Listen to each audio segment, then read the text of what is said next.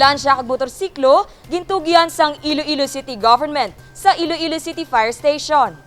Bag-o nga ambulansya kag 4 ka mga motorsiklo ang gintugyan sang Iloilo City Government sa Iloilo City Fire Station. Ang syudad ang pinakauna nga lugar sa pungsod nga magagamit sang motorsiklo sa pagresponde sa mga emerhensya kapareho sang vehicle fire. Makabulig man ini bilang first responder kung may magluntad nga sunog sa mga suludlon nga lugar. As per suggestion by our City Fire Marshal, Captain Valenzuela, and I readily agreed, no?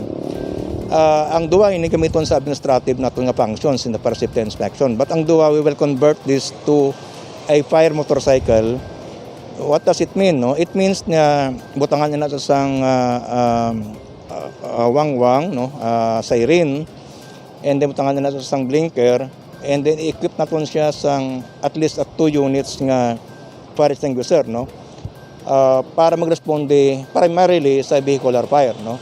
Kaya ang vehicular fire, kinanglan na ang dasig pagresponde. Kung patak ang responde nimo, especially in heavy traffic, you can expect nga dugay maabot. Pero kung motorcycle, maski ano pang ka-heavy ang traffic, motorcycle can respond immediately. And this will be the first. We are the first city to have this kind of initiative. You know, I have been assigned anywhere in the country, puro na plano. But this time, and I am proud that during my incumbency here as the regional director, we can have Iloilo City will be the model of the first fire motorcycle that will primarily respond to vehicular fires. Dako man nga bulig sa Iloilo City Fire Station ang duga nga mga ambulansya nga gintugyan sa lokal nga panguluhan. Dako gid ang pasalamat sang Iloilo City Fire Station sa Bugos nga syudad sang Iloilo. Especially sa amon nga regional director nga nakita ya nga madasig ang pag-approve sang amon nga ginapangayo sa syudad sang Iloilo, kay in which nakita man sang aton pinalanggang mayor nga ang ini nga ambulansya kung ma-procure na namon dako ini nga bulig sa syudad sang Iloilo pati sa serbisyo nga ginatawag. Ang Iloilo City Bureau of Fire Protection ang may 12 ka mga substations kag 17 ka mga fire trucks. Padayon man ang pagtukod sang Iloilo City Action and Response Command Center sa nagkalain-lain nga lugar sa syudad kag kalakip diri amo ang fire substation. Gina-request ko gid nga i-take care gid nila, no, because these are funds of the city nga ginausarta para sa aton man nga fire department. Kagin pabalo ko man kay na sa aton nga city director nga ang plano ta is really to put up fire departments in different areas of the city, no? May ara na kita to sa I-Care naton sa Kalumpang. May ara kita Ulubrahon sa Ungka. And so on and so forth, because we want everything to be at the nearest point kung may ara gid man nga kinahanglan. Manog tapos na. And I think base siguro sa ini nga bulan base pausar na sila. May isa pa kita sa Balantang gali nga tapos naman. So we will have Balantang and Kalumpang right away nga ma-operate na naton. Para sa Bureau of Fire Protection, bastante ang bulig kag kooperasyon nga ginahatag sang Iloilo City Government para sa ila. Gusto ko magpasalamat sa city government for their cooperation. No? I know we have only 2 highly urbanized cities. But I have been the City Fire Marshal of Bacolod City and Iloilo City for quite some time. And Iloilo City is the only highly urbanized city. The local government unit nga nag-responde gid sa needs ng Bureau of Protection ng Iloilo City Fire Station. And I am very proud of that, of it, especially that I am also a native of Iloilo City, though I am a resident of Bacolod City. So thank you very much, Mayor Triñas, for this support, for this very visible support na ginhatag nyo sa Iloilo City Fire Station. Sa mga dugang nga kagamitan nga gintugyan, handom sang BFP nga mas mapalapad pa ang serbisyo nga ila mahatag para sa mga pumuluyo sa syudad sang Iloilo. Plano man sang talatapan nga magpahamtang sang EMS unit sa Iloilo City Fire Station nga pagabuksan sa Alta Tierra Haro. Dane Raffles para sa Level Up Patrol. AAA standard nga Iloilo City Slaughterhouse ang handom sang lokal nga panguluhan sa tion matigayon ang public-private partnership. 2005 sang gintukod ang Iloilo Slaughterhouse sa Takas Haro. Ang mga karne nga mabakal sa mga public market sa syudad ang diri nagaagi agud masiguro nga malimpyo antes ibaligya sa merkado. Bisan subong nga may pandemic, nagadalagan sa average nga 250 ang mga ginaihaw diri kada adlaw. Dugang nga income para sa lokal nga panguluhan. Nagsaka manggid ang aton nga income diri sa slaughterhouse kay tungod nga sa libot sang antayatmet sa pagpangdakop namon naman nga nagsaka kung i-compare mo sa nagliligad mga more or less siguro mga 300 to 400,000 ang increase siya sa income kada monthly na siya.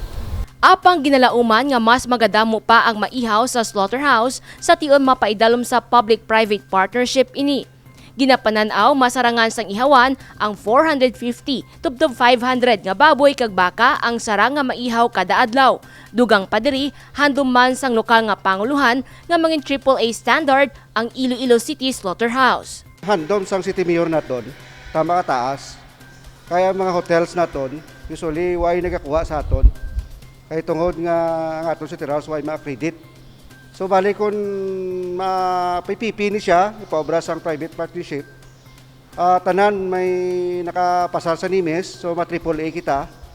At tanan hotels and malls, pwede na sila kakuha sa aton. Kag pwede kita kapadala sa mga baboy sa Manila nga nakaihaw na dire.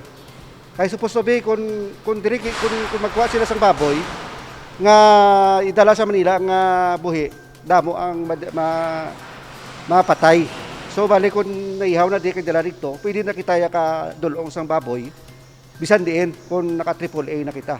So mo nang bintaha nga magpipipi kita. Sa idalom sang PPP, mas mapatahom ang istruktura kag mapaayo ang pasilidad sang ihawan. Sa subong, may pila sa mga gamit diri ang hindi pa magamit kag pila ka bahin sang ihawan ang kinahanglan man i-renovate.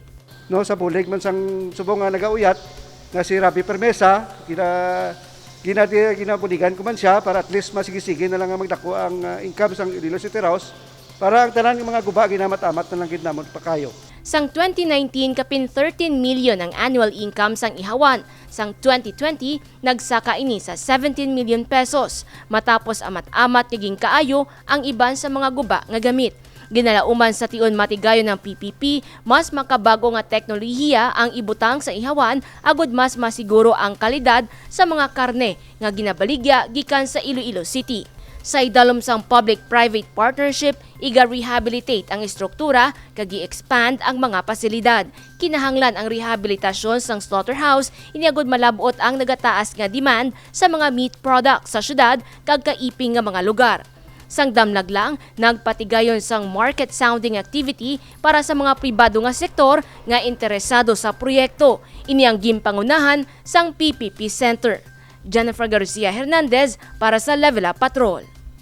25 ka mga OFW sa Iloilo City nakabaton sang benepisyo gikan sa OWA. 25 ka mga overseas Filipino workers sa syudad sang Iloilo ang nakabaton sang 20,000 pesos nga financial assistance gikan sa Overseas Workers Welfare Administration kaupod ang Department of Labor and Employment. Ini sa tinutuyo nga mabuligan ang mga OFW nga lubos na apektuhan sang pandemya. Marami na po kaming napuntahan.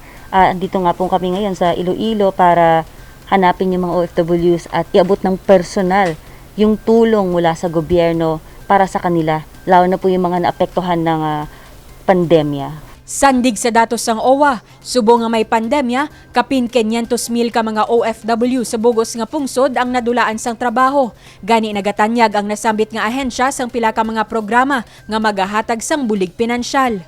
Ano-ano mga tulong na to? Yung tulong puso program, ito ay financial aid na bigay, tapos yung ating tabang, yung ating balik Pinas, balik hanap buhay, balik Pinay, balik hanap buhay, yung SPIM, yung mga teachers na nag-abroad, pagbalik wala silang trabaho.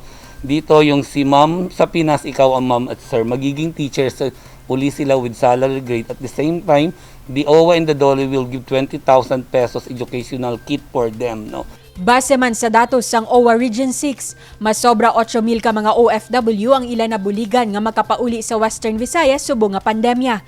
Rason nga nagpatigayon ang ahensya sang Reintegration and Scholarship Program. That is the Tulong Puso program. So it aims to provide livelihood alternative to our OFWs. So of course, we are trying to encourage our OFW to put up their own business. Of course, there are risks for working abroad. So diin mas manami, ari sila di, upod nila ila pamilya, naga-create sila income. Ginpasalamatan naman ni Mayor Jerry Treñas ang bulig nga ginpalabot sang OWA para sa mga OFW sa syudad nga nakabaton sang benepisyo. Sa ngalan sang syudad, gapasalamat gid ko sa aton nga presidente, paagi sa iya nga mga deputy administrators, sa aton nga OWA, sa DOLE, nga may mga cheque ang aton nga mga OFW, labi na gid ang nawad-an sang trabaho sa ini nga pandemya. Para sa dugang nga impormasyon na tuhoy sa mga programa sang ahensya, magbisita lamang sa ila regional office nga makitaan sa 3rd floor sang Robinson's Place, Iloilo, o kon magbisita man sa ila website www.owa.gov.ph. Divine Singh para sa Level Up Patrol.